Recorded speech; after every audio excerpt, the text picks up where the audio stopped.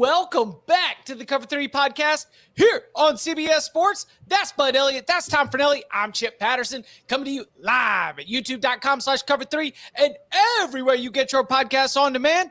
Thanks for hanging out. Smash that subscribe, smash that like, and come and join us in the chat, a.k.a. the Cover 3 tailgate. Everyone's been in here, fired up, obviously watching Game of the Year in Chapel Hill. Who wants to lose more?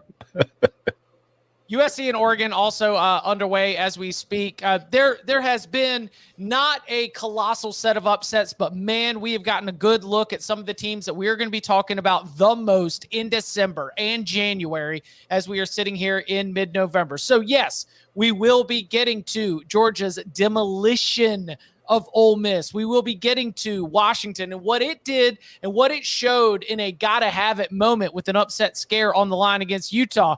Texas always in control, I thought, but we can get into more of what we saw against TCU. You didn't we'll get to it. That's not the most significant result of the day. It is Michigan against Penn State, and that's why, Tom Fornelli, I want to throw it to you first because you were live blogging this game, and I want you to at least set the table with what stands out to you the most. And look, again, there's Harbaugh, there's Sharon Moore. There's like all the stuff that's kind of around this team and this result. But after being all the way deep into the game, what stands out to you as the most interesting impact of the result? The biggest impact I'm wondering is, can we just swear now all the time? Like if you and I cannot. If you could just start dropping F-bombs on Fox now, why can't we do it on you? Come on. No, this is America's most watched network, the network of stars. We are preparing to even be simulcast to other other more widespread places than just YouTube. So look, all right, we've got to stay. Get them out of the way now. Yeah, that's what I'm saying. No. We stay point. Like, we got to. We need to establish the habits that lead to success. All right. So, yeah, I mean, first of all, rest in peace to Jim Harbaugh. We will miss you. And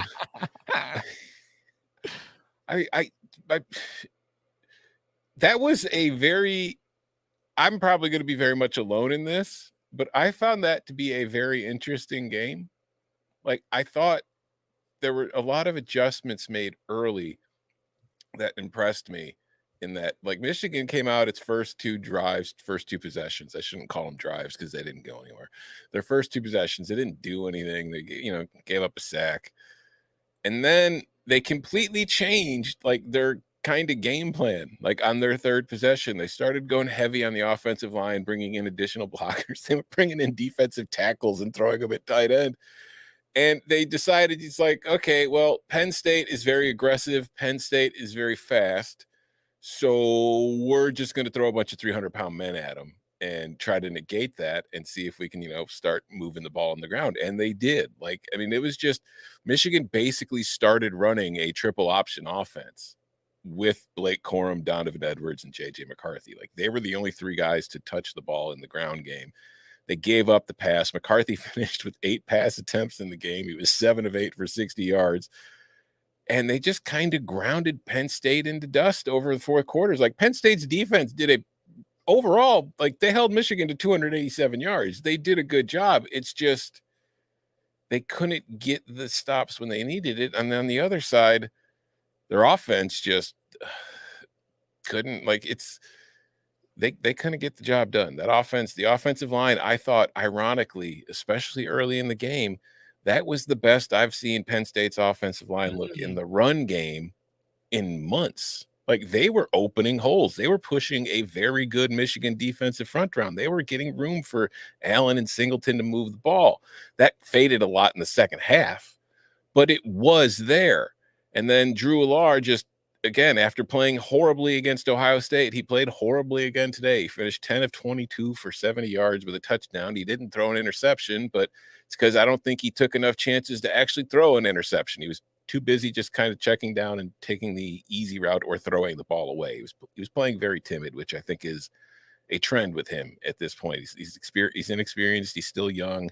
There's still a lot of room to grow, but right now in these big spots, he kind of shrinks in the spotlight. And I think that is a problem, something to keep in mind going forward. But I don't know. I don't think it's a damning performance for Penn State. I know the narrative will be, and it already is, James Franklin loses again to Michigan, just like he always loses to Michigan and Ohio State and beats up at everybody else. And that is very much true. But I don't think this Penn State team was outclassed. And I don't think it was outclassed earlier this year against Ohio State. I think it just played better teams and lost both games. And I think it's, at the quarterback spot, it's deficient compared to both of them. And that ended up costing it. And it's deficient than both of those teams at the receiver spot. And that ended up costing them, and so on and so forth. But I don't know. I don't have a huge takeaway from this game. I think it says a lot about Michigan that with all the crap going on, like with all that distraction, like I will make fun, and I have made fun already of the way that Michigan is acting like Jim Harbaugh died. Mm-hmm. But that is something that teams do all the time. Like Kirby Smart in Georgia, nobody believes in us. Like teams find things to rally around to just stay motivated and stay as a unit and go get the job done. And that's what Michigan's doing. It is silly, but to come out and have that game after everything that's gone on, to go on the road and to win that game, I know it was 24-15, but it was more emphatic than that because Penn State had that drive in the final minutes to get the touchdown to make it a 9-point game. I think that pretty much told me everything I need to know about this Michigan team. Like they're very good. They may not, score 50 points against everybody. They may have struggled on offense against a very good defense, but find me the offense that hasn't struggled against the Penn State defense. No, you'll have a point. So I don't know.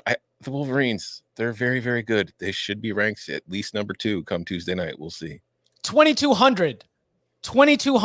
That's the pounds of beef that made the difference in this game as Michigan was trotting out 7 offensive linemen. Like the beef that is there on offense and defense for this Michigan football team is so impressive and fundamental to the game that when we were sitting here looking at them pounding opponent after opponent after opponent and telling you that we thought it was the best team in the country and throwing the comparisons to old Georgia teams, it was because of the beef.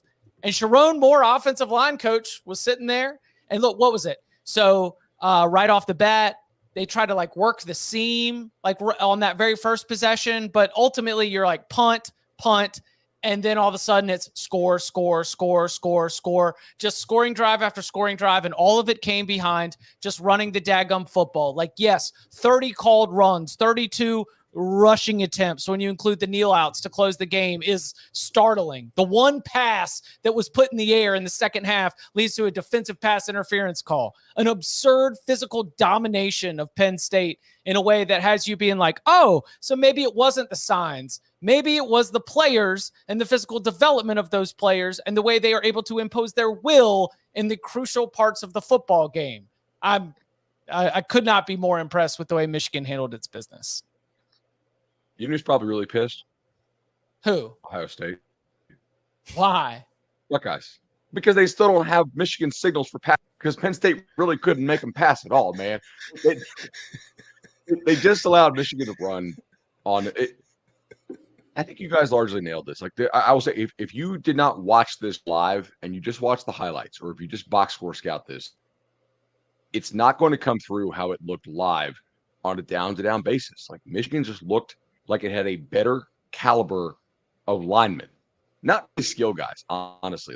Did Michigan's receivers look amazing? Now, granted, it wasn't there's 8 opportunities that look amazing, and he completed 7, so that was good enough, and some of those were nice. But it's really beef, right? And I do think it says something that you can push around a defense from Penn State that I think is actually fairly improved this year against the run. They didn't push them around quite the same way they did last year, but it was still good enough to go and win a really difficult conference road game.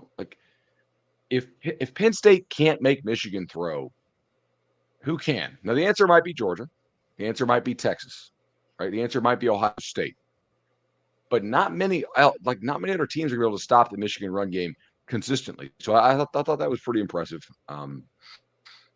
Yeah, man, that's a damn good football team.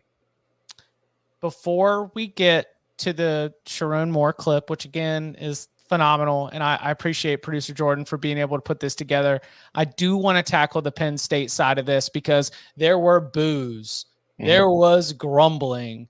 I didn't get to see it myself, but I know reporters that were at the stadium said that even like James Franklin leaving the field it was described as, quote, tense. We are talking about a coach who has delivered New Year's Six bowls, who has delivered top 10 finishes, who has, by the standards of so many programs in college football, been incredibly successful. But his record since arriving at Penn State against Michigan and Ohio State is 4-16. James Franklin's record against AP top 10 opponents is 3-17, and against AP top 5 opponents, 1-12. Now, you're playing a lot of AP top 5 opponents because of where Ohio State and Michigan are, and that's why it's going to correlate very closely to that Michigan and Ohio State record. But still, you had the kicking a field goal at 2:17 mark of the first quarter and a 0-0 game at the end of a 13-play, 66-yard drive. You also had some fourth down calls that worked out. You also had a bizarre 2-point conversion failure, not bizarre by the call, but bizarre by the execution in the swinging gate play. So where are we at with James Franklin in terms of what he has to wear in the wake of this loss? I thought the play call on the 2-point conversion made perfect sense. The execution. You're talking about the swinging gate one, right? Yeah. Yeah. They knew they couldn't block, so they just went to a 7-on-7 drill. And look, Aller, if he pulls the trigger faster, might have it. Yeah. Just held on to it too long. That was the entire thought process behind calling that play. That's what I'm saying. It's like a mixed bag. Like my first note was, oh my gosh, here he is being conservative again. And then they go for it on fourth down like 4 times and start chasing 2-point conversion. So it was not a conservative game plan that you can fault James Franklin for. It's more of some of the other game management pieces that I guess you could call into question in a final score that was closer than I think that we seem to believe the match was. I didn't like the field goal early in the game. Like that, you drive down the field, you're the first team to get the first and goal situation against Michigan. You get to the 3-yard line and then you get stopped and you kick the 20-yard field goal.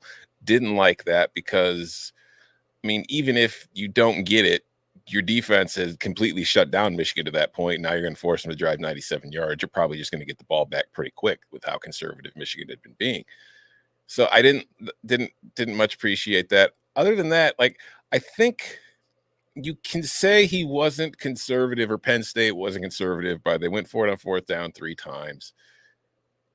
But I think you can say they were conservative in what led to having to go for it on fourth down. I think on third down, they were ultra conservative a few too many times. But honestly, I can understand the frustration if you're a Penn State fan with it, but what the hell do you want them to do? Your receivers were not getting separation. Drew Aller's passes were behind them or low routinely, just like in the Ohio State game. He was missing guys all day. Your offensive line that was holding up in the first half pretty well was not holding up nearly as well in the second half. They were doing what they thought was the run game was working, or at least it was the thing that was working the best. So on third down, they were kind of sticking with it, hoping to either get the first down or put them in fourth down in manageable positions. And they did a few times. They did convert on the fourth downs, but I think it's just more long-term frustrations kind of boiling over because this is what happens. You go 10-2 and it's great, but you keep hitting your head on the ceiling and eventually people are going to get tired of hitting their head on the ceiling and want to find somebody else who won't. What's their record against teams 11-20? That's what this program is. Yeah. We're like, oh man, they're really not good. You know what? I'm not real good at dunking on a 10-foot rim. Okay. My record on an 8-foot rim is really good, man. It's just there's a certain threshold I don't know they can hit consistently. They're going to have a losing record against top 10 and especially against top 5 teams because that's not a top 5 or top 10 program. We build them up. Actually, on this show, I think we do a pretty good job of it, right? Penn State does a great job. Franklin got paid all that money because he wins 10 games a year, not because they're like, hey, we really believe he's going to win the 11th and 12th game. Because if you're an AD you realize how invaluable it is to have a guy who rips off 9, 10, 11, including the bowl game, wins per year. Like, it's a business. But just because you paid him the big money doesn't mean he's going to take that next step. There's no real guarantee that he will.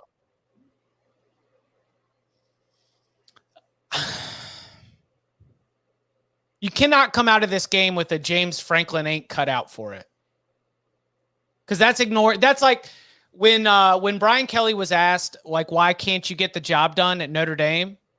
And he was like, I don't know. We played some really good teams. They played 2012 Alabama. They played 2018 Clemson. They played 2020 Alabama. And I think that this result especially is probably a lot more to do with Michigan than it is with Penn State. I thought that James Franklin did a good job of getting this team prepared to play as well as it could. I just don't think that they've got the horses to be able to compete with Michigan, especially the way that Michigan is playing right now. They do on defense. They don't on offense. Yeah. No, who's your game-breaking skill player for Penn State right now? It was supposed to be Nick Singleton. It wasn't. And Cephas. Yeah. Right? Like they needed it to be Cephas, and it's not. Yeah. He's been coming along actually like the last 3 games, but it's not enough. Yeah, was it they tried to go to him on that fade in the corner, but he stepped out of bounds? Was that it? Mm-hmm. Like who was it that Kenneth Grant ran down? Oh my gosh. Is it Saunders? Saunders on the out route? Yeah, like, listen, Kenneth Grant is a freak athlete who is very, very fast for somebody his size. And I'm not taking anything away from what he did on that play.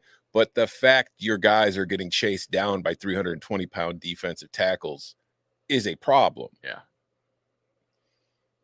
All right. We ready? Michigan's player development is different. Mm-hmm. It just looks different. Like, it doesn't kind of stand out to you, just a little unique. Well, we've talked about it. I mean, it's like their player evaluation and then player development has turned those like 3-star, 4-star guys into All-American NFL draft picks. Mm-hmm. You know, and they're probably not going to be All-Americans because so many All-American voters just like look at the stat sheet. They go to cfbstats.com and they sort, and like you don't end up being able to recognize the fact because this defensive line, for example, rotates 8 deep. And so nobody even gets enough. Was it? I want to say 9 Michigan defensive linemen have had at least 100 snaps coming into this game. Mm-hmm.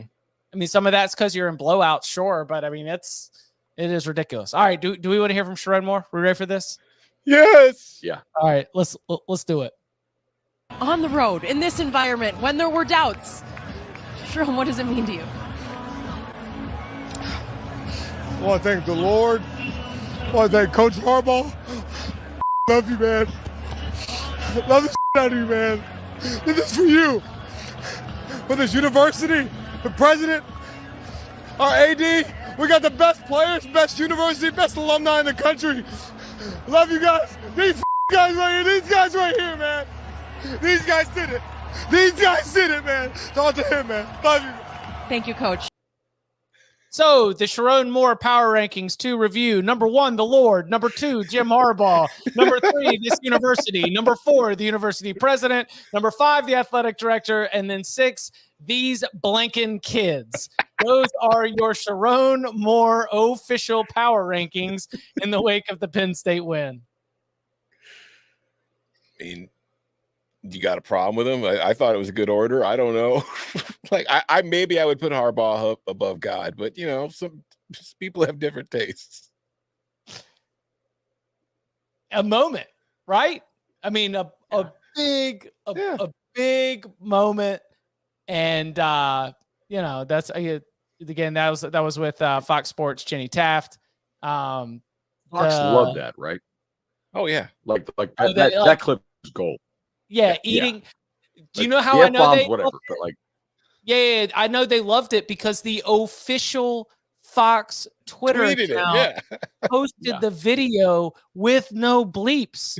Again, thank you, producer Jordan, for helping keep our feed from getting dinged by putting in those bleeps manually, because Fox was so proud of had the raw emotion that you know. I wish more coaches would cry and drop F-bombs in post-game interviews.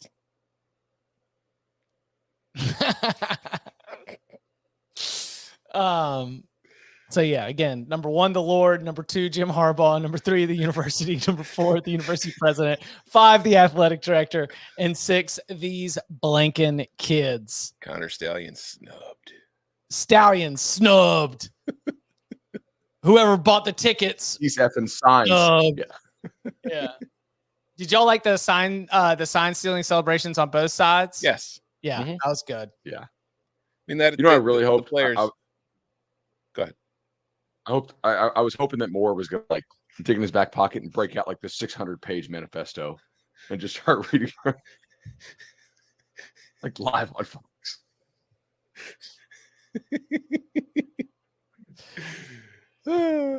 In order to take it to the next level, we have to look for SATs that are low and GPAs that are high, because those are hard workers that will take instruction. I'm a genius.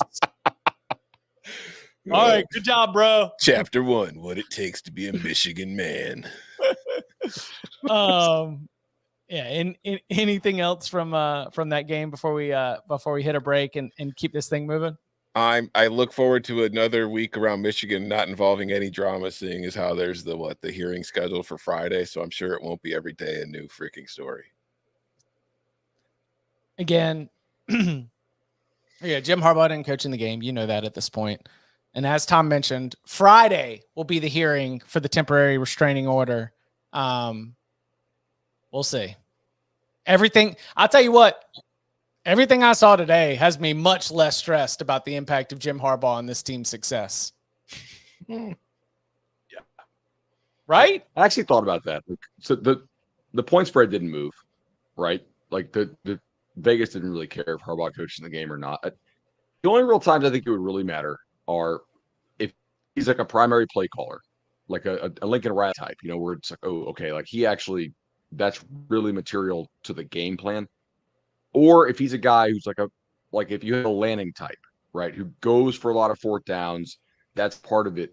Like, do you really trust an interim guy to execute the same level of aggression that the team normally plays with? Like that. But other than that, I mean, I think a lot of these guys could be fine as head coaches on game day. It's Sunday through Friday that really kind of messes you up.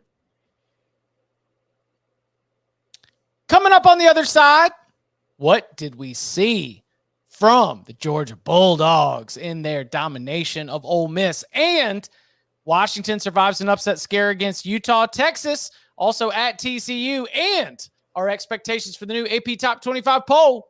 Next. The Scudetto, where the soul of Italy meets the pinnacle of calcio. Catch Serie A on CBS Sports Network and streaming live on Paramount Plus. Back here on the Cover 3 podcast, and I want to ask, did you think Washington was in trouble? At what point did you believe that Washington was not in trouble against Utah? Because, like, all right, so for the stats and facts here, the Washington defense, which has been often criticized and maligned at times, I mean, we saw USC just put up 42 on them. Things looked like it was moving in the wrong direction quickly, because Bryson Barnes rolled off 4 straight touchdown drives in the first half against this Washington defense. And it looked, especially, Michael Penix only completes 5 of his first 12 passes. Looks off. I mean, his full game statistics weren't fantastic either, but the accuracy, I mean, just everything was just like a shade off. They weren't bad throws. It was just a little bit just off, and that's fine. He made enough plays, with his feet. He showed up in some scoring positions, got some touchdown passes that I wouldn't say it was a bad performance for Penix, but it was just enough that with the way the Huskies defense was being so leaky in the first half, they caught themselves in a difficult position. But Dylan Johnson, for the second straight game, shows up. That ground game was really good. And the Washington defense, again, couple turnovers, 2 interceptions, an amazing moment that ended up righting itself overall in terms of thought it was a pick six, dropped it out of bounds, but then it turned into a safety. That was a bananas turn of events. But then everything settles. Water finds its level. Washington wins. How do you justify this one in terms of how we look at the Huskies?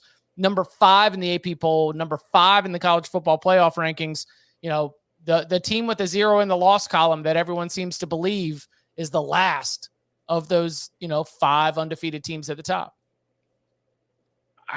I was never that concerned. Like, you mentioned the 4 drives that Utah had in the second quarter.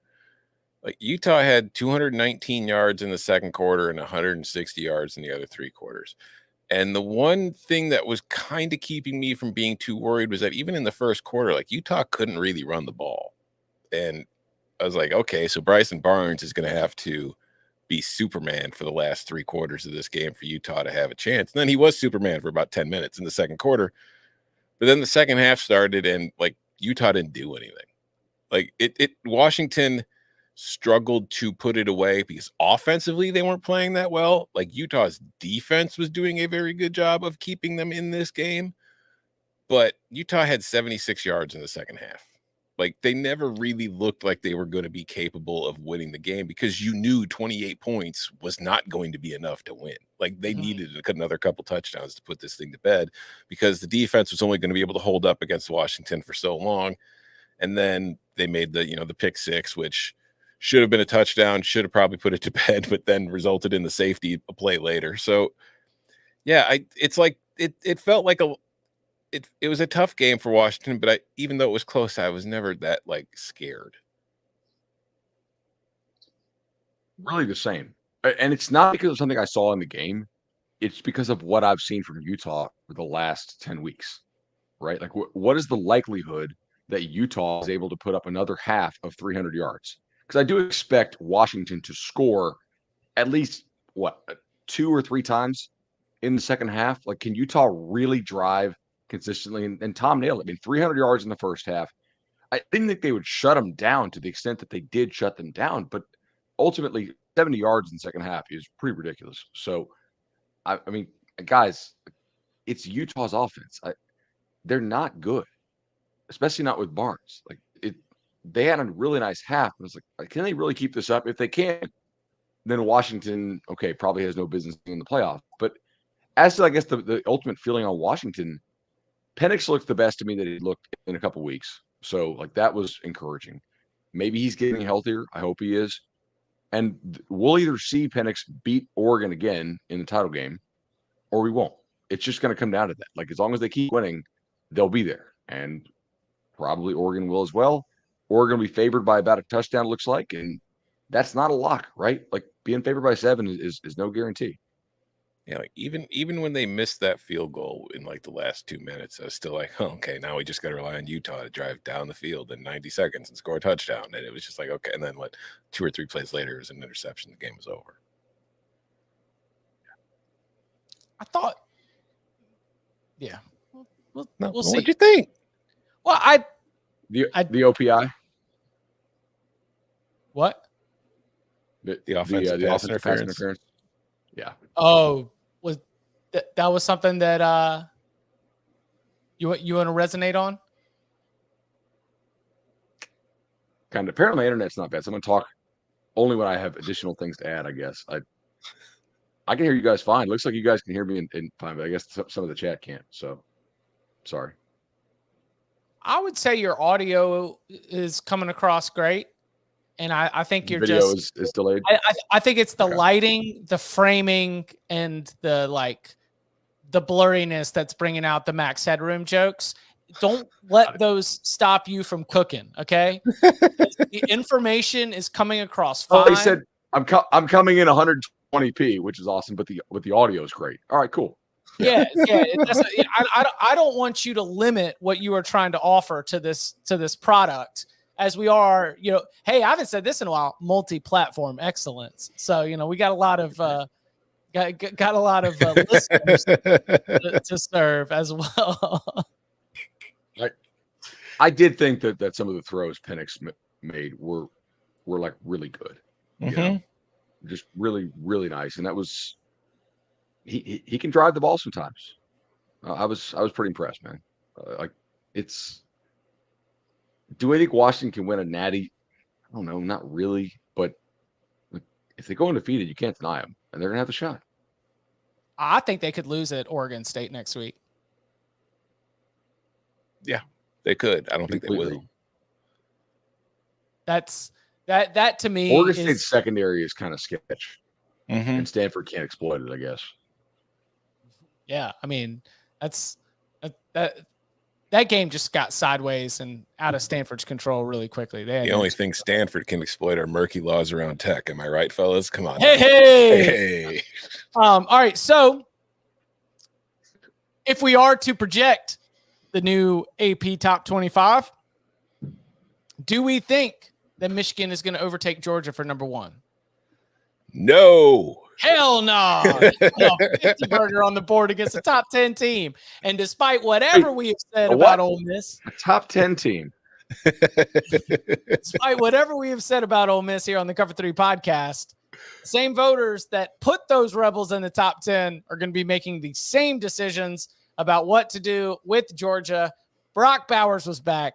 They ran the football effectively. And Ole Miss could do absolutely nothing in this game. It was an ass kicking. I expect that. And look, Ohio State just, I mean, it played a shell of a football team. Listen, if you're, I want to talk more about Georgia, but if you're Ohio State, be happy with what happened tonight, but don't think it means anything.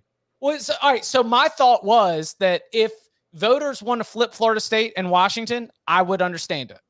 Like if a voter had Florida State at 4, Washington at 5, and they wanted to do it. But here's the thing, and this is where I've got to nerd out just a second, and I promise I'll stop. But Florida State had a significant voting points advantage. It had first place votes that Washington didn't have. It had nearly 100 points in voting points that Washington did not have. When you look at the gaps between the numbers in these rankings, normally we're talking like 30, 50, 60 points are the differences from number to number. Like that was a line. Voters had very much decided on their top 4. Washington was not in it. So even as Florida State only wins 27-20 against rival Miami, I could see Washington with a similar 7-point win, but against an opponent that the voters are going to like more in Utah. I could see some voters doing that flip. I just don't think it's going to happen enough in the consensus for us to see Washington jump ahead of Florida State. I think what we will see in terms of a new gap establishing is 1, 2, 3 gap, 4, 5, and then like we'll start to move from there. Yeah, I don't think we're going to see any changes at all. Like it's the same thing as last week because Oregon is currently up 22-7 on USC. The top 8 teams are all going to win. It's very, very dramatic in the polls. What? A week though. All right, so Florida State. But are you in Tallahassee right now?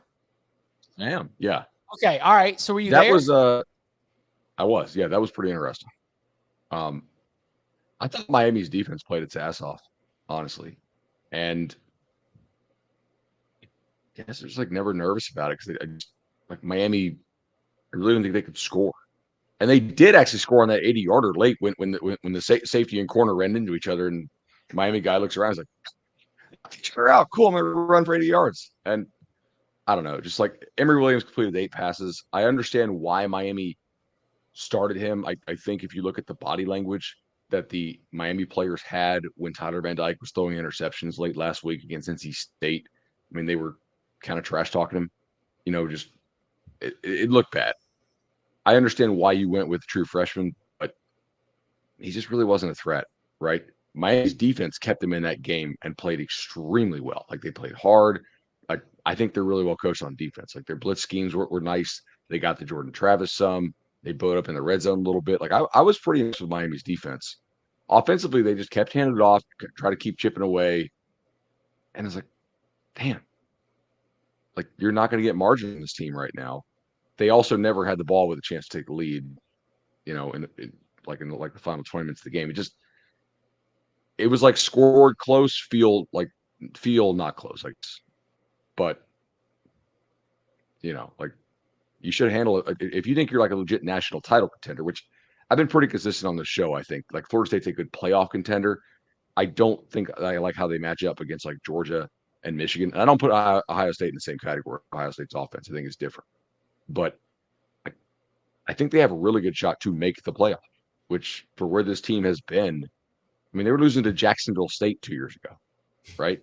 Like that's a pretty nice turnaround, so. Tom, do you feel those goalposts moving right now? No, I think he's been pretty solid about that the entire time. Was the injury to Emory Williams as bad as everybody? Because like I didn't see it. I had left the room. I came back in. Everybody I was talking about was like, well, his arm just fell off. Like, was it that bad? So he's like fully extended. Yeah. There was like an air cast on his arm. And then they brought out the cart, and then like 11 people rode off on the cart. I was like, whoa, okay, I hope the cart like doesn't die before it gets to the, to the tunnel. Yeah, I thought he played hard. It's just there was a couple times when like he actually had somebody open and they just couldn't get him. So they're gonna have to go back to TVD next week. Well, TVD had to come back in and try to lead the game tying drive. Yeah, and he was 2 for 7 with an interception. Yeah. So Miami's in. By the way, if you bet player prop unders on TVD, you were going to get all those refunded, and then you won all of them because he had to come in, so he officially played for a snap. So Emory Williams snapping his arm in two was a hero moment for many out there. Can we go back to the Georgia game? For 7 Prize Picks users who had yes, of course. I want to make just my proclamation here because I love him very much. Big Bad Lad is going to have a 10-year NFL career. He's the same thing as Stetson Bennett. Just because he's white and short, he gets written off as just being like a gritty grinder gym rat. The dude is good. As a route runner, he is phenomenal. He creates space. He roasts dudes. He is going to be in the NFL. We all talk about Brock Bowers, deservedly so. We're going to talk a lot about Carson Beck, deservedly so. But do not overlook Big Bad Lad.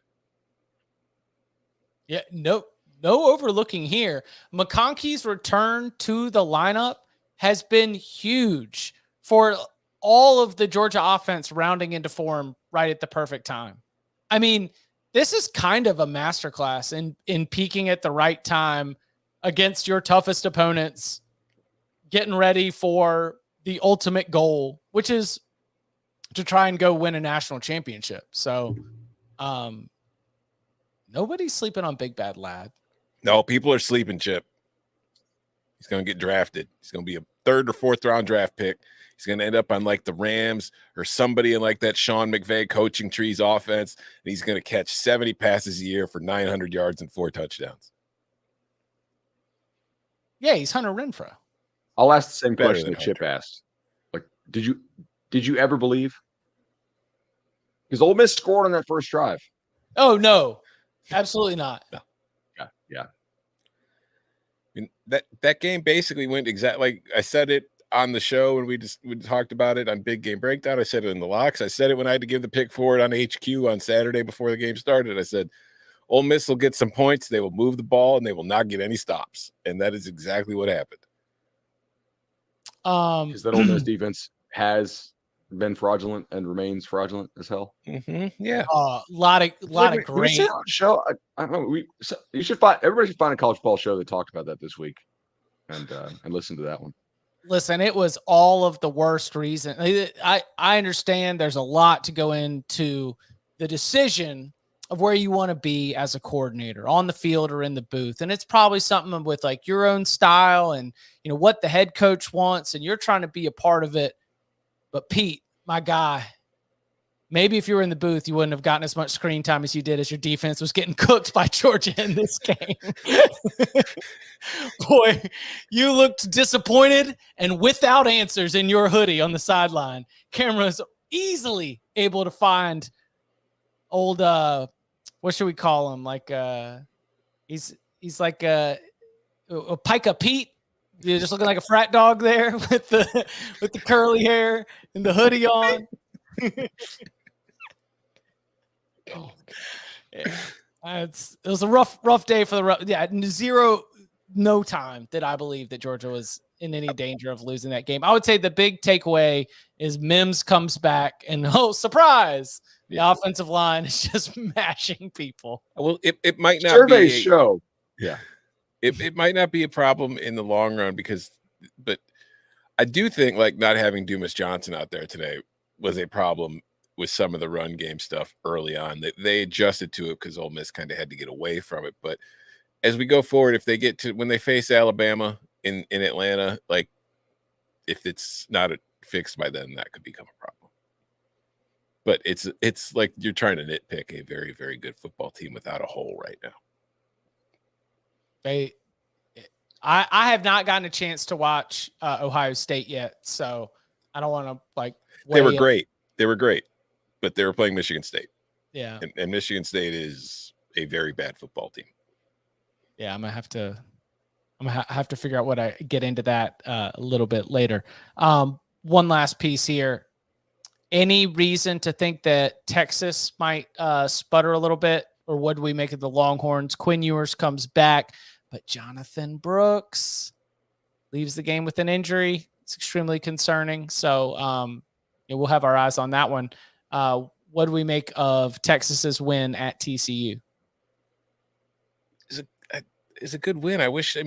One of the things I saw from Texas earlier this year was we'd seen them mess around with teams they should beat all the time, and it kind of sometimes come back to haunt them. But we saw them earlier in the season just kind of like not playing to their opponent.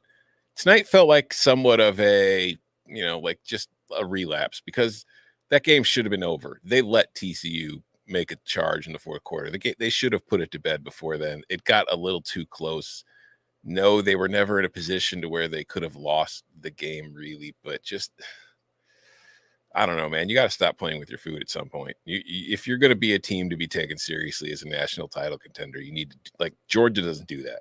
Michigan doesn't do that. You're doing it. So it's hard to really look at them and say that's a national title contender when they're playing that way. I tend to agree. I think Texas secondary in particular remains a little bit of concern to me. Like they get up and we know they stop the run really well, but when teams just have to go into like, let's chuck it to get back in this game mode, Texas has a couple times now surrendered the lead or let that lead shrink down. And I think a lot of it is because the Texas secondary is probably the weakness of this Texas football team. That and like some of the drop back passing when they're not off play action, like when Sark's set up and dialing stuff up to those guys. But like Texas in passing downs, both in terms of when they have the ball and especially when they don't have the ball, is a little bit of a concern. They're still really, really damn good. Like I think they're probably the third best team in the country, but we'll see. Like that power rating, the D line's phenomenal. Right, exactly. I mean, if you're like Georgia, Michigan, and Texas, as far as defensive lines go, are quite erotic. I will give them that. I don't know if I'd have them as the number 3 overall, though. Yeah. Like, would you take Ohio State over them? Because I would not. I would take Texas over Ohio State. I would take Ohio State. It'd be nicer if Kyle McCord took a step forward. But again, Kyle McCord played really good tonight. Ohio State looked great tonight. It's just I don't want to take too much out of it until I see him do it against a team that's not just playing out the string. Like Michigan State got their win last week, and they were like, all right, we've got it. Let's go home, boys. Right. Texas at Iowa State as we are sitting here 12:22 a.m. Eastern time.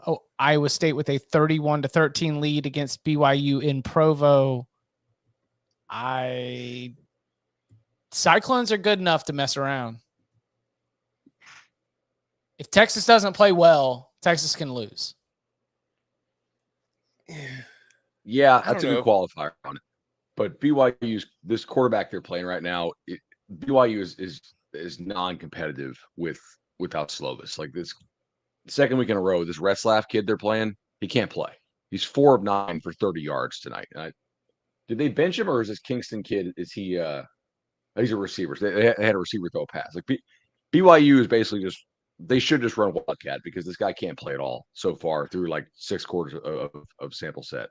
I would say that my reference of the score had less to do with, oh, wow, how awesome is Iowa State, and more just like an in the moment, like, hey, this is the opponent for next week. I think Iowa State is our Big 12 Mendoza line, right? They beat a lot of the bad teams. Yeah. They beat a lot of the bad teams. And they lost to Kansas. They lost to Oklahoma. Like, if Texas messes around, gives Rocco some short fields with turnovers, Jonathan Brooks can't go. Get a little dicey. We'll see. For the 60-1 shot, I would strongly prefer Texas not mess around for that game in particular. Like I'm going to need Texas Iowa State. Oklahoma State will have to do its part, but I need Texas to win. UCLA just lost to Arizona State, by the way. That's a final now? It's about to be. Oh my. Is it because they don't have a quarterback? Yeah, I would assume so. I did not watch the game, but they lost 17-7. So that's what I thought, because I'd gotten word all week that Garbers was no good. They're was not healthy enough to be able to go. And he was trying to go through some practice in limited capacity, but I don't know what UCLA's goals were, but you're 6-4 now with the losing record in conference play, and you just lost to Arizona State. That lost by like $1 billion to Utah last week. All right, let's hit another break. Coming up on the other side, Oklahoma State, Kansas, both taking losses, and the legend of John F. Paddock. Next. On the next NFL Monday QB, historic rivals battle in Baltimore as the Ravens strive to stay in the hunt for the top of the AFC. Go under center on the only NFL show all about quarterbacks. Monday on CBS Sports Network. All right, one of these results that I want to make sure that we hit was significantly impacted by an in-game injury. So I'll get to that one second.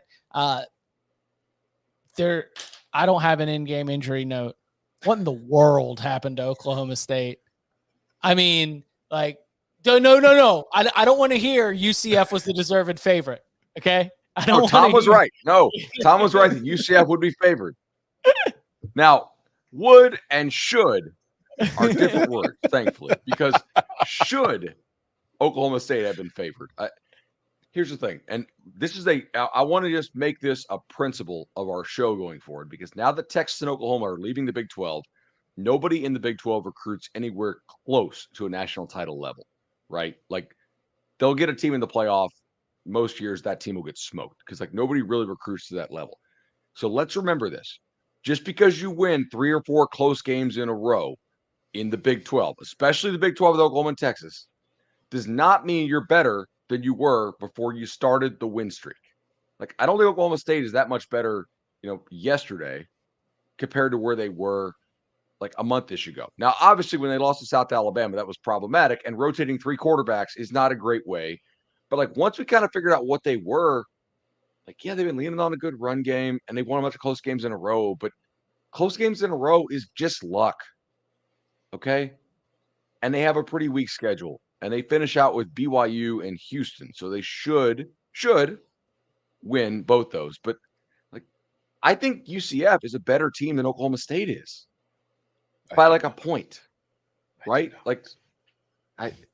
I just don't think there's any real difference between most of these teams in the Big 12. It's just flipping coins every week. If you're Yormark, the commissioner of the Big 12, you need to get live betting functionality on these smart TVs immediately, because all these games are going to be NFL style, just going down to the wire, because nobody's that much better than anybody else. Well, the other 3 new Big 12 teams are different there, I would say. Houston, Cincinnati, and BYU have clear roster problems, especially Cincinnati doesn't have a quarterback. But UCF is just as good as all these other Big 12 teams, with the exception of Texas. I think, as far as athletes, they don't look out of place in this league.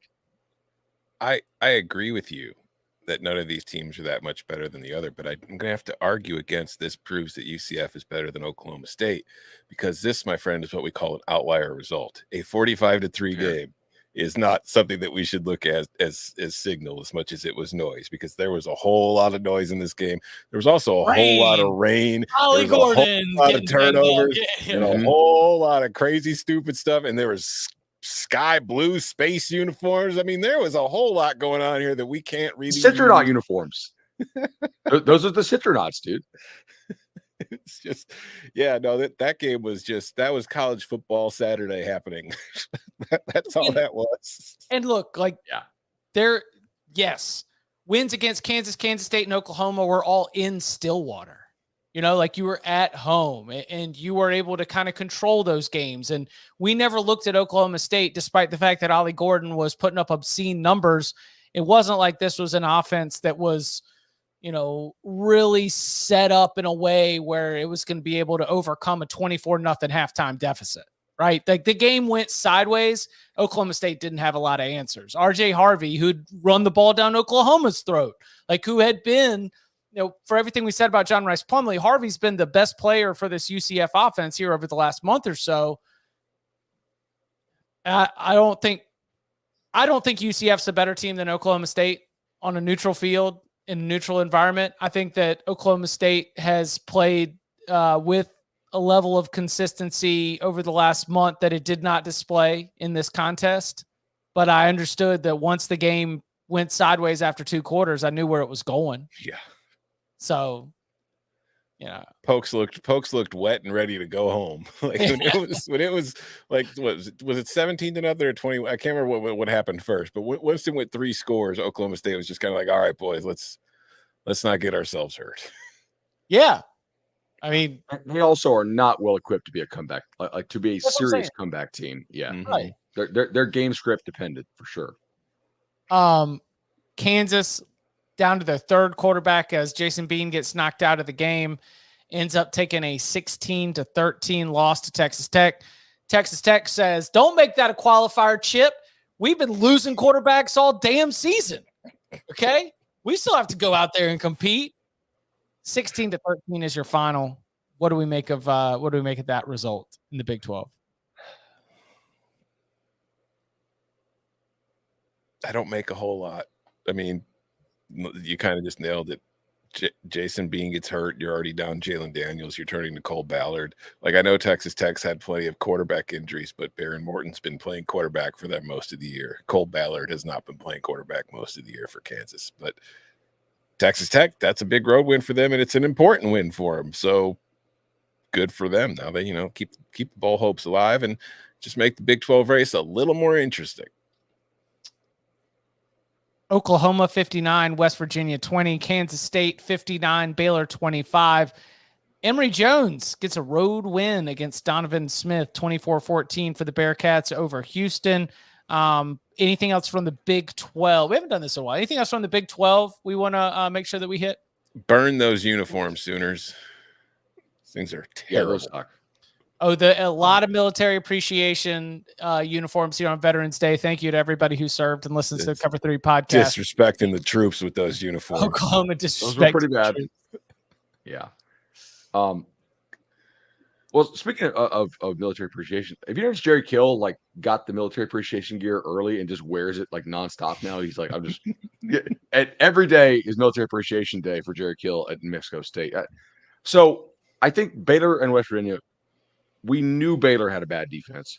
We thought on this show, we talked about it, how West Virginia might have a bad defense. We just really hadn't seen them play really much of a competent passing game because they had played a lot of quarterbacks who were either hurt or just got the backup. And tonight, you know what? They didn't get the backup.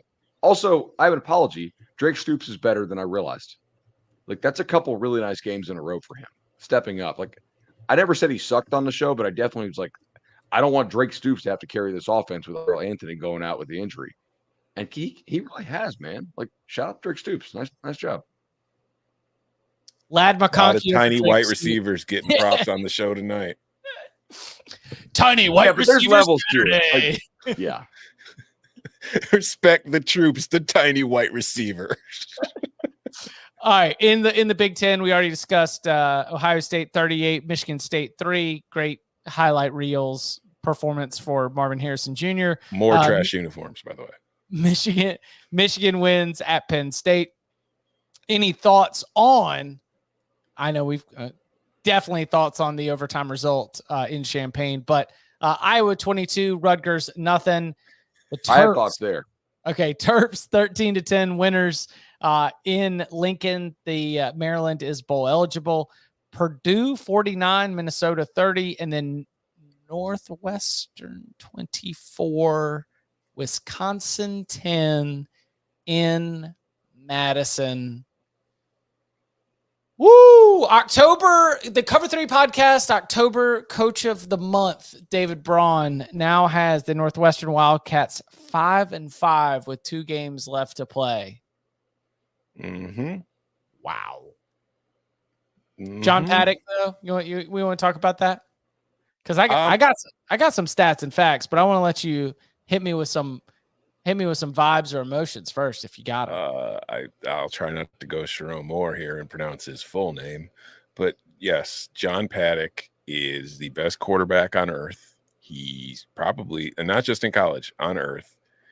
After coming in last week in the final minute, facing a 4th 11 and no timeouts, and going 85 yards in 3 plays to get the game-winning touchdown at Minnesota, the man has his number called again today, with Luke Altmaier still dealing with an injury, and throws for 507 yards and 4 touchdowns. The first quarterback to throw for 500 yards in a game for Illinois in my lifetime.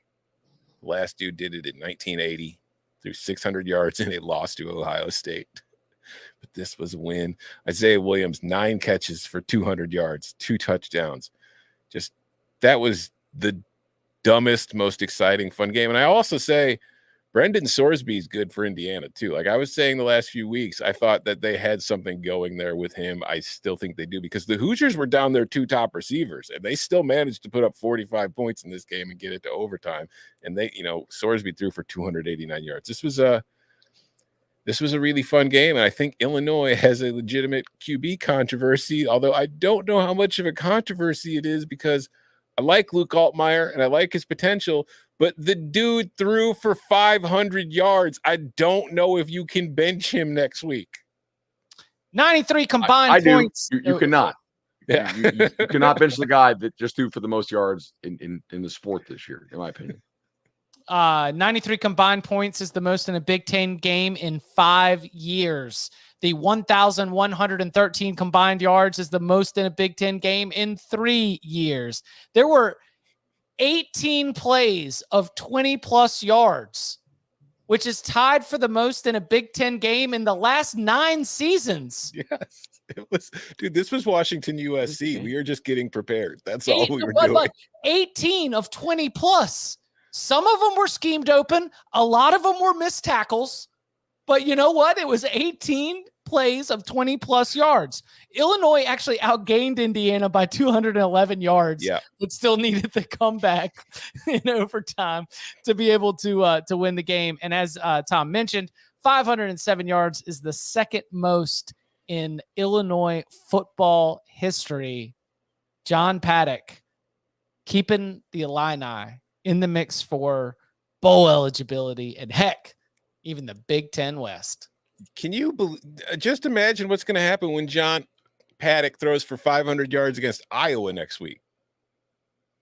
Well, he's going to need all those yards, because Iowa today went for 402 yards. 402 yards for our Iowa Hawkeyes. I love this team, man. Earlier on Twitter, I threw out, like, is Ole Miss the worst potential 10-2 team in the country? And it is not.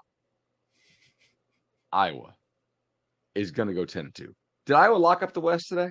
No, but they have to lose both of their last 2 games, and then somebody has to win out to tie them. But they've clinched a share of the division. Okay. I mean, look, guys, like the prop bet on Deacon Hill for passing yards, and I know they had lost a couple offensive linemen, which was scary, and they never really had any good receivers to start with, but they also have some dings there, and they don't have their tight ends. He threw for 223 yards. Amazing. Rutgers did not score. Rutgers really never threatened to score, unless I missed something. They did not have a drive of more than 35 yards. That was. I mean, I'm happy for you, but I found this game depressing because I feel like in a week that saw so much division in the Big Ten with the infighting publicly between the league and Michigan and all the stuff going on, to see Iowa with such a classless display of running up the score against an opponent in a conference game, it made me sick. Listen, this is not sportsmanship, all right? I mean, I don't know if the integrity of the competition has been sullied by Iowa running up the score, getting to 20 whole points, but it was not sportsmanship. It's disgusting. It's not the way that they wanted the game to be played. It's not the way the game should be played. Respect your opponent. Coming up on the other side, Jaden Daniels continues to absolutely fill it up. What do we make of Jaden Daniels as an individual and what his future may be? LSU with a big win against Florida. Missouri absolutely handles Tennessee. More SEC fallout. And those of you who've been watching live in the Cover 3 tailgate, we went live as North Carolina and Duke were going to overtime. That is final now. Double overtime. That is a North Carolina 47, Duke 45 win. There have been calls, demands that I answer for students getting on the field after the game. I'll address it. Next. You a lawman or an outlaw? Bit of both, I reckon. Around these parts, we might be men. They're just killers. You up for the task? I wouldn't be sitting here in my Sunday best if I wasn't.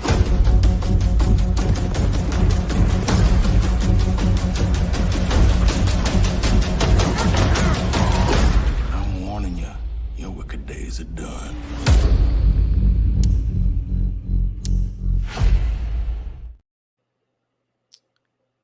Back here on the Cover 3 podcast, it was Missouri 36, Tennessee 7, and Cody Schrader goes for 200 yards on the ground and over 100 receiving as well. The Missouri just basically handled this from start to finish. Joe Milton and the Tennessee offense could do nothing here in this game. What did we make of Missouri's win in the SEC on CBS game of the week? Missouri's a good football team. Missouri they played well defensively, which has been one of their things most of the year. They've struggled on that. I mean, they gave up 6 yards play, but they held Tennessee to 350 yards. Brady Cook did what he needed to do, but really it was Schrader who was the star of the game with 205 yards rushing, 116 receiving. That was a game that I thought was going to be close. I mean, the spread thought it was going to be close, and it was a beatdown, and it didn't really feel like a fluke. Like, it just felt like Missouri was better than Tennessee in every single aspect of the game. This is kind of the second consecutive week Missouri's rushed the football well. I thought about it against Tennessee as the way that you negate the pass rush. Right? Yeah, but I mean, it negated the pass rush for sure. Because Tennessee did still finish with 3 sacks and 8 tackles for loss. But I mean, there's something there, with Schrader, because they were able to run the ball against Georgia effectively. Now they're able to run the ball effectively against Tennessee. I think this team can just plain old run the ball. Yeah. Missouri can make a New Year's Six Bowl, right? Yeah, I think they need Alabama to make the playoff to have a better shot at it. But yeah. Yeah, who do they have left? They host Florida and Arkansas, I would guess. But I'm trying to think who they're in. Okay. They'll be what Arkansas is going to look like in that game. They'll be favored over Florida, and that's at Arkansas. Doesn't matter. Doesn't matter. I mean, they'll be favored. They'll be favored at Arkansas. Assuming they beat Florida. So do you think that they would you look at Missouri with a close loss to LSU and The with loss to Georgia, 10-2, loss to Missouri Georgia. with losses to LSU and Georgia? Hell yeah, it's going to get looked at for the year 6 spot. Pretty nice win. Like Missouri has the SEC is damn lucky that they have Missouri this year, right? In terms of non-conference, Missouri has Because like of the the Kansas lead. State win. That's the only good P5 win for the SEC this year. Like we shot that video. It's like Bama's like thumping of Middle Tennessee State was like number 3. Ole Miss beating Tulane with Tulane's backup quarterback was like number 2. There's really nothing there. So Missouri's kind of the one lone win. If the SEC gets another bid to go to New Year's 6, they should have to give it to Missouri, because Missouri, it's like, hey guys, we remember us the when y'all forget about, like, we actually held up the conference this year. Jaden Daniels goes for 372 yards passing and 3 touchdowns, but that's not the eye popper. That would be the 234 rushing yards and 2 touchdowns that he added on top of that. So, for those of you trying to do quick math at home, that is more than 600 yards of offense attributed to an individual in this game. How many is that more than Rutgers and Iowa combined? Did Rutgers and Iowa combine for as many yards of offense as Jaden Daniels had individually? I don't think Michigan and Penn State did. This guy is out of control. This is a base level conversation that we are going to answer in radio hits. We're going to answer on CBS Sports HQ. So you feel free to just kick it back at me or make a clown show of it. But I think that the overall topic definitely resonates in the wake of this result. But like, Jane Daniels can win the Heisman Trophy. Yes. No, you don't need to put any qualifiers like LSU doesn't need to do X. Like, this is an individual campaign, and sometimes obviously, but yeah, agreed. He can win it. Yeah. No, if they take another loss, he's definitely not winning. But yeah. No, disagree. I disagree. If they take another loss and he has like 600 yards, doesn't matter. Just because the defense sucks. No, listen, no. But the campaign and the path is that of individual statistical excellence. Those winners are free from having to be the face of a like title contender or a playoff contender. The Lamar Jackson route. Robert Griffin III, Johnny Manziel, Lamar Jackson. Like we've got plenty of non-playoff Heisman Trophy winners. I mean, the award clearly can win. Yeah, like the award is definitely skewed toward like players on playoff teams because they get the most attention and, attention span of gnats, recency bias when it comes to the voting. But at its heart, the Heisman is supposed to go to the most outstanding player in the country. Jaden Daniels has been the most outstanding player in the country on a weekly basis the entire season. Like Michael Penix has had great weeks. Bo Nix has had great weeks. Other guys have had great weeks. Jaden Daniels has basically been the same guy every single week, and it's just nuts. So, I mean, I feel like if Washington wins out and reaches the playoff, Penix probably wins. I feel like, somebody else could win. If Carson Beck has a great game against Alabama in the SEC championship, he could maybe win. JJ McCarthy crushes Ohio State, he can win. But unless those guys are all phenomenal over these last couple of weeks and on conference championship weekend, like Jaden Daniels is going to be in New York. I don't think there's a scenario in which he's not a finalist. So he is very much a live ability to win the entire thing. Like, and I got him 25-1 earlier today. He's currently at 9-1. So apparently most people feel the same. The biggest thing that will hurt him, right? And I think he has an excellent chance to get to New York, especially since Colorado lost today. So I'm not really sure if Shedeur is going to make it. Is that what Chip said to start the show? There are so many teams who still have that 0 or the 1 in the loss column, right? LSU will not be playing any more games in the national spotlight. A lot of the voters didn't watch LSU tonight, okay? Like, I'm at a Marriott. That game was on SEC Network, right? I don't have that on my TV. I had to pull that up on my phone. How many voters are going to make the effort to go watch that game? Like, they'll box score watch it.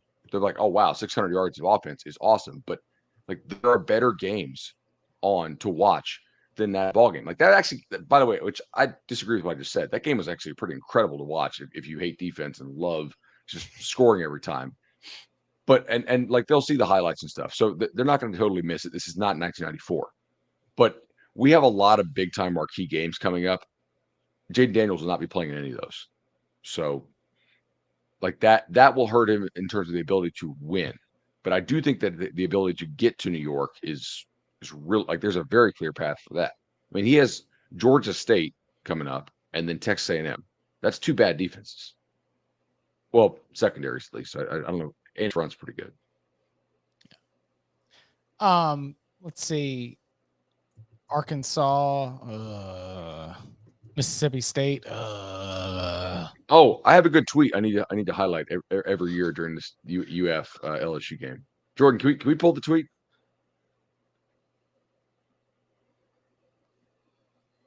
So I tweeted this in 2021 when it looked like LSU would not give Billy Napier the time of day in the hiring process, and Florida was all about it. I was like, somebody's gonna look really smart and somebody's gonna look really dumb. And every year when they played this game, I look back on this tweet. And yet, like, I don't know if LSU fans are crazy happy with Brian Kelly. And Florida fans, I don't think, are real happy with Billy Napier. But he does have an awesome recruiting class come in, as we talked about on Tuesday. So check out the recruiting show as well. I don't know if I have a total answer to this. I think LSU looks better right now, but I mean, they lost 3 games. What's Florida lost? 5, 6?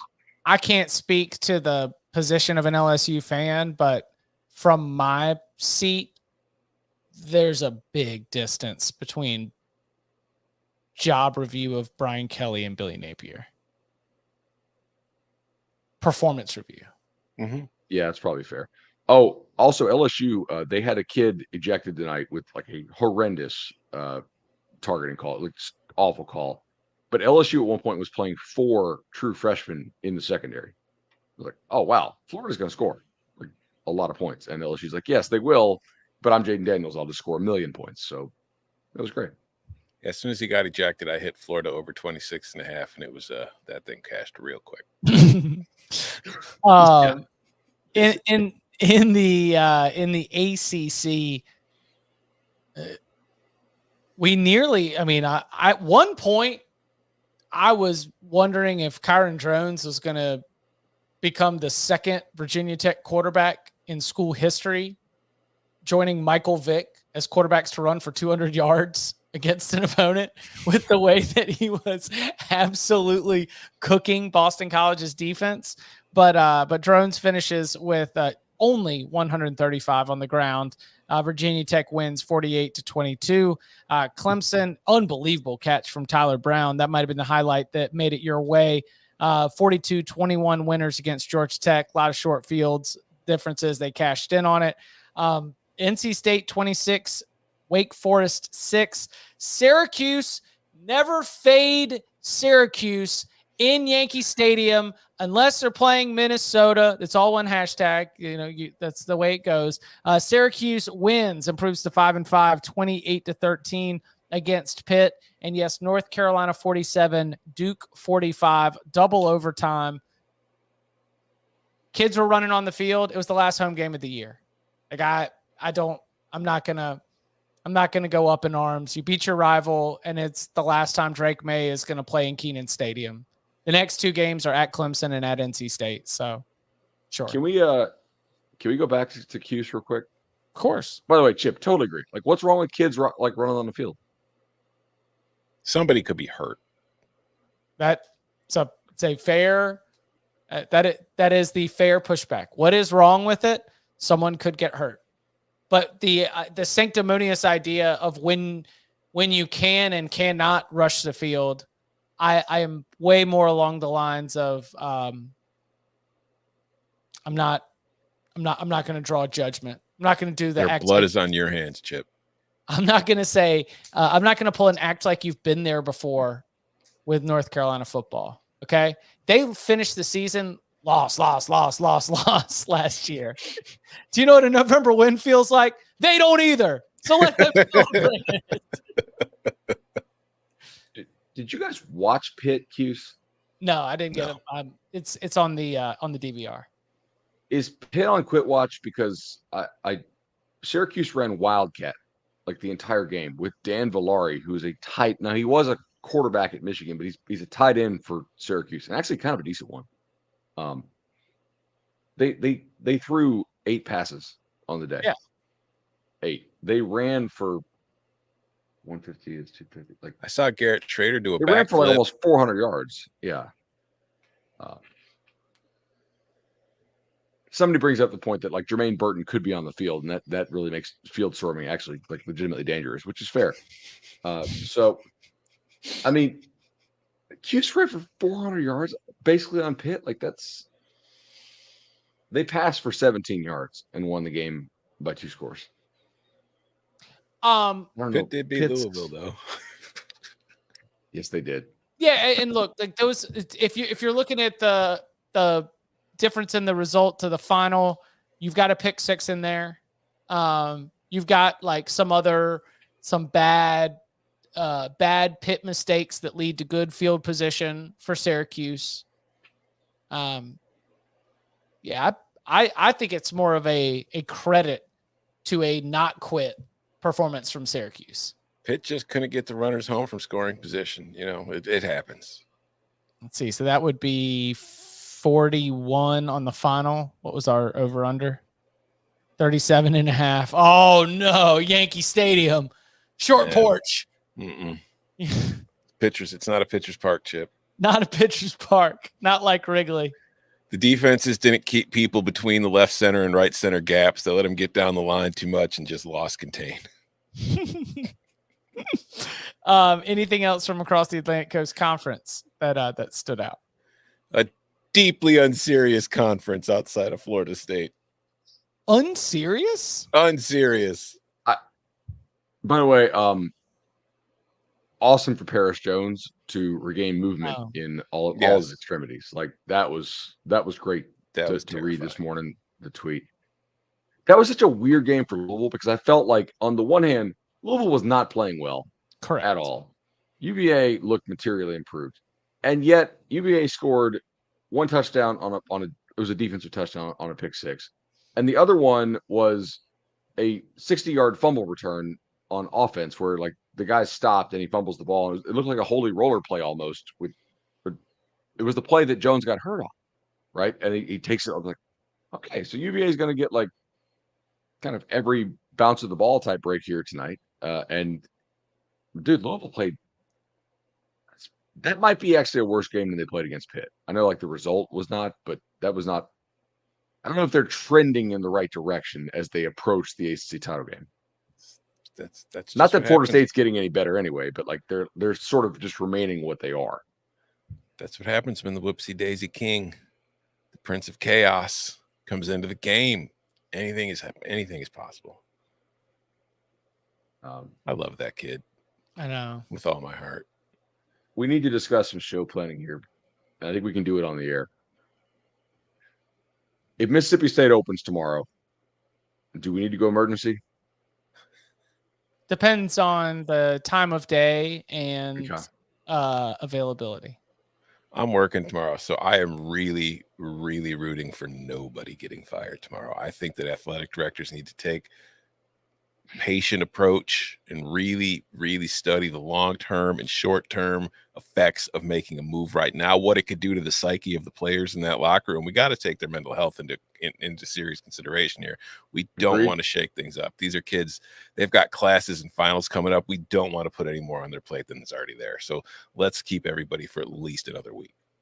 One time I said, I was telling Parker, I was like, today could get a little sideways. Coach might get fired. She was like, "Oh, do you not know one way or another?" And I was like, "Parker, honestly, there are conversations being had between church and Sunday school right now." Yeah. Where the way that those conversations go between these power players is like, I hope the sermon was good and they're in a good mood and feeling forgiveness. because there are power players across the South that are spending their Sunday morning talking to each other, wondering if they can pass the hat around for a buyout. Okay. And if they get enough yeses, then like this thing might happen today. But if they're feeling the forgiveness, then maybe not. Maybe it goes another week. Did you guys see Texas A&M trot out the fake Max Johnson? Yes. Yes. It's awesome. And they crushed. Very effective. Yeah. Had they not done that, there's no way they put up like what 48 against 51. 51. Yeah. Arizona 34, Colorado 31. Arizona did not lead in this game until the game-winning field goal as time expired. Mm-hmm. Colorado led, or the game was tied the entire way. Arizona was not playing well, but Colorado was not playing well enough to be able to get enough plays late. Arizona just sort of gassed them there in the final like 15 to 20 minutes. I want to give a shout out to Sam Pinckney of Coastal Carolina, who set the all-time NCAA record today for his 55th consecutive game with a catch. I think he's time. I saw this kid back when Jimbo was still at Florida State. Like that's how long ago I remember seeing him in a camp. And I was like, this kid's got some, like he really catches the ball well. If he puts up a good time running, like he's going to go Power 5. And obviously he signed with Georgia State. So the wheels are the wheels, but this guy's got like great hands. And Coastal's on a third string quarterback, and they found a way to win today. Pretty convincing. Like 5 straight wins for Coastal after that McCall shot is nice job. I was pretty skeptical of Tim Beck hire, and we'll see how it works out. I think he made some good coordinator hires, and they're winning. And I think they're going to win the East now, right? Yeah, because Georgia State lost to App State. Wheels fell off at Georgia State. My God. Coastal beating App State in that weird Sun Belt game in late October might end up being the tiebreaker now that App State got that win at Georgia State today to improve to 4-2 in conference play. Southern had 2 conference losses coming into the weekend, and Coastal has 2 conference losses. So I think you might be right there off the top of my head. Troy clinched, I believe, because no, Troy needed 3 losses. It was bananas. They needed teams that are all gonna lose to just all like lose. They needed Louisiana to lose. They needed Arkansas State to lose. Louisiana lost to Southern Miss. Shout out to your sprinkle. Troy is pacing towards getting this thing clinched up. I think it's just a math issue from here on out. Okay. Yeah. What else? Whole board's available. What do you want to shout out? Arkansas State lost. And Southern lost. Like, can Dillingham win Coach of the Year? Like no, but Jerry Kill should. What haven't we discussed? Alabama completely annihilated Kentucky again. Just they look ridiculous. Oregon State 62-17 over Stanford. Yeah. Okay. Nebraska turned the ball over like another 1,000 times and lost to Maryland. The chat thinks we need to discuss Auburn. I'm so mad at myself for not taking them. I took them. It's just in my column this week, I made Oklahoma State the lock of the week, and I was kind of torn between them and Auburn. And I went with Oklahoma State. Should have gone with Auburn. Should have just used the common sense of Arkansas being done with the season. Yeah. Arkansas is going to beat them, man. That won't surprise me. I know it snowballed, but still. I didn't get a chance to watch it, but my thought is I'm not going to walk out of this being like, oh, this is the kind of win that shows what Hugh Freeze got going on. No. I'll tell you, you know what? The game that shows me like that I would be encouraged by is one that they lost. It's the Georgia game. That shows you like a limited team and a coaching staff that put together a game plan to give yourself a shot. Because you go through and you look at all of Georgia's games, and I've enjoyed this, especially looking at the top teams, is like, let's go through and let's find your worst games. It goes back to the Bud Elliott 12 versions of a team a year. Like Boston College and Clemson were probably the worst versions of Florida State. Like maybe you throw in the Pitt game too, but like that's sort of what your lower tier is.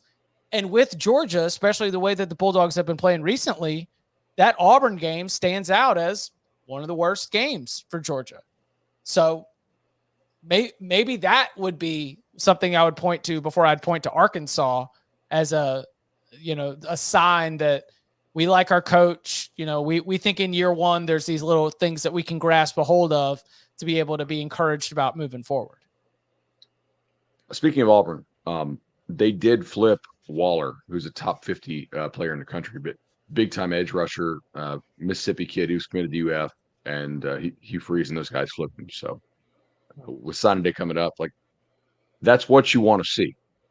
I remember on the YouTube page, if you guys were listening at home, we had a paint delay at the overtime 7-on-7 because they painted the fields and the fields weren't dry, so I had to sit in my car and say, I make some content here. I'll make a little vertical video, and made a video about when Auburn got the big time linebacker that Georgia wanted. Like these are the kind of battles, if you're an Auburn fan, that you need to see Hugh Freeze winning to know, like, because that's what he's going to do, and he's doing it. So, you said the kid's name was Waller? Yeah, Jamonte Waller. All right, well, speaking of the Waller, we're going to go to the American, which did not build a Waller and is therefore being infected by CUSA teams. The title race. SMU messed around for a half against North Texas, then took care of business on Friday night. They are now 6-0. Tulane only beat Tulsa by 2, but they won, and they're 6-0. Memphis nearly lost to Charlotte, but they won, and they're 5-0. And UTSA in overtime, yeah. The UTSA took care of Rice, beat them by 20. So we've got 3 6-0 teams and 1 5-1 team, and I really feel like 2 of them are not very serious. I think we're looking at SMU and UTSA in the American title game. Tend to agree. I didn't get to watch the Memphis game at all. Oh, in the SMU game, I did hit a disgusting middle. So second half over 34 in that game. It's like, okay, it's going to shoot out. They're going to have 40 points in the second half. And then SMU comes right out and scores. So like the live line goes to like 69. And then North Texas left tackle went down. And then the backup's like a freshman or transfer or something. And he immediately gets an illegal hands to the face and then a holding penalty. I'm like, all right, hey, this is bad football. I'm not staying up to watch the rest of this. So I dumped the rest of it, got off on under 69, and then it landed. They scored 66. So over and under hit. It was a nice little middle to wake up to. So this is good. I love college football. Great sport. The best sport. Yeah, I think I got a few other stray notes, but we can save some of that for upon further review. We appreciate everybody for hanging out and rocking with us here in the Cover 3 tailgate. Our audience here is great, y'all. We appreciate you watching with us. Oregon 29, USC 14. The 74-point explosion that we all expected playing out right now. Let's say live USC's prediction. Playing shutdown defense. What are you talking about? They've held Oregon under 30 points so far. So my shirt looks like I'm about to bowl a 260. That's a pretty good burn, actually. I'd love to bowl a 260. Yeah, 260 is good. I've been bowling really a long time. Yeah. That's like if you're bowling 260, then he's not only got a shirt, he's brought his own bag with ball and shoes. I don't think I can bowl 260. It's like shining that thing. The chat is saying that we need to take a look here at Air Force is losing to Hawaii by 10 with 1 quarter to go, and they lost Larrier again, the quarterback. So Fresno's losing too. Yeah. Oh, that UNLV! Was kind of UNLV! Oh, Tom. What was that, 80? No, it was 27, but still. Okay. Still, yeah. They look good. Yeah, we'll see if the planes are able to get their flight pattern back. We got it. They're down an engine. They're going to have to emergency land somewhere between the island and the coast. Oh, man. All right. We will be back Monday, 11 a.m. Eastern time with the Pun Further Review, recapping all the rest that we were not able to hit in the Instant Reaction show, the late night action included, and Day Train Danny will check in with a new report from the trading room floor, as well as Pole Assassin and a Pun Further Review. And you can follow him on Twitter at BudElliott3. You can follow him at Tom Fernelli. You can follow me at Chip_Patterson. Gentlemen, thank you very much. Thank you. Thanks, y'all.